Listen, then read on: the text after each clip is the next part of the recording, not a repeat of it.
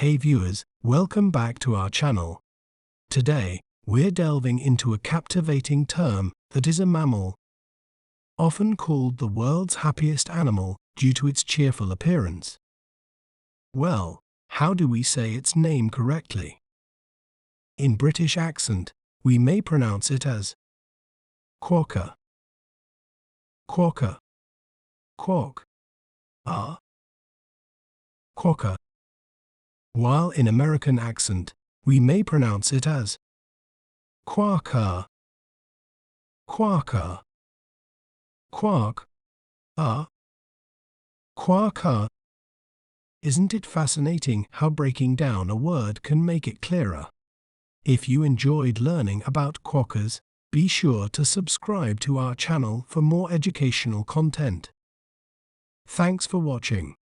Remember, knowledge is power. See you next time.